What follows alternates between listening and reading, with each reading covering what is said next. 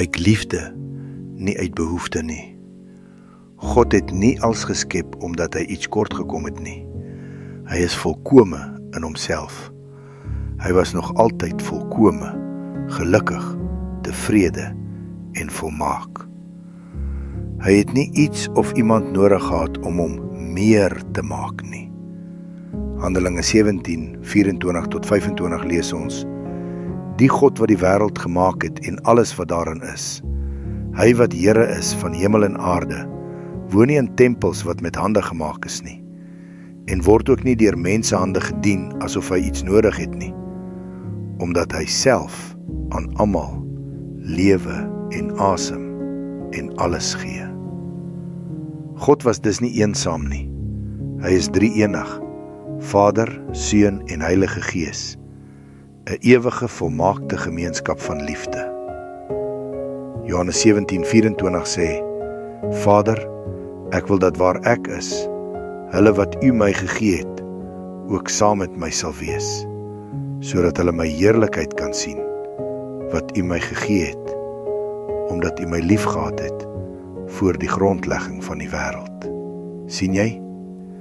Voordat die wêreld daar was daar reeds liefde.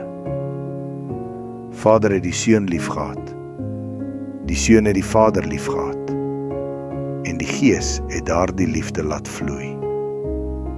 God is liefde, 1 Johannes 4:8. Nie net het liefde nie, dit is sy wese.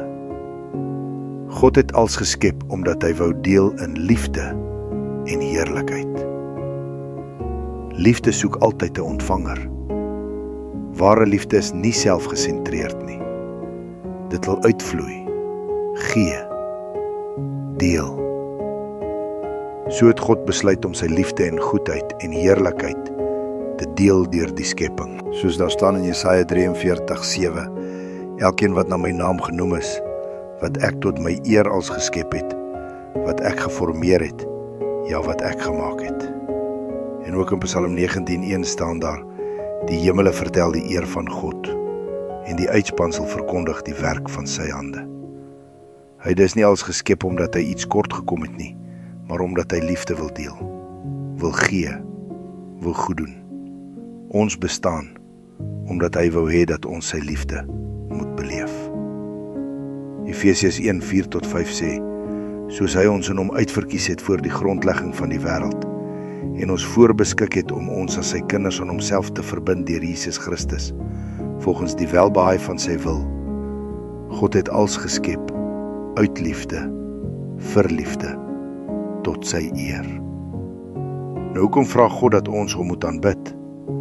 Sommige mense sê, is dit nie selfsugtig van God om te wil hê dat mense hom aanbid nie? Maar aanbidding is nie vir God se voordeel nie. Dis vir ons redding en vreugde. Byvoorbeeld Psalm 16:11. U maak my die pad van die lewe bekend. Oorvloedige vreugde is by U aangesig. Lieflikheid is in die regterhand vir ewig.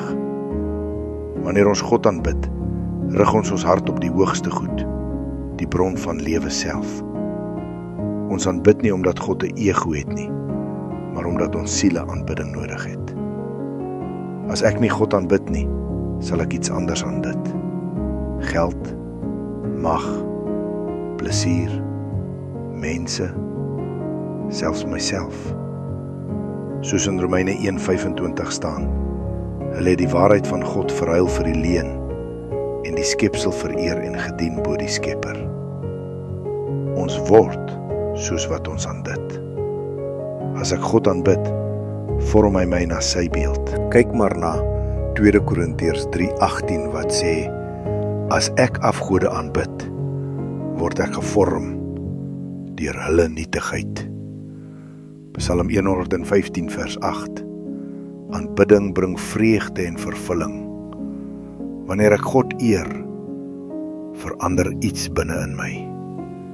My perspektief skuif van my probleme na sy grootheid. Aanbidding bring vrede, genesing en doel. In Psalm 37 vers 4 lees ons: Vind jou vreugde in die Here, dan sal hy jou gee wat jou hart begeer. En Johannes 4 vers 23 sê, maar daar kom 'n uur, en dit is nou, wanneer die ware aanbidders die Vader in gees en waarheid sal aanbid. Want die Vader soek ook mense wat hom so aanbid. Hier is 'n afsluitingsgedagte. God het jou en alles nie geskep omdat hy jou nodig gehad het nie.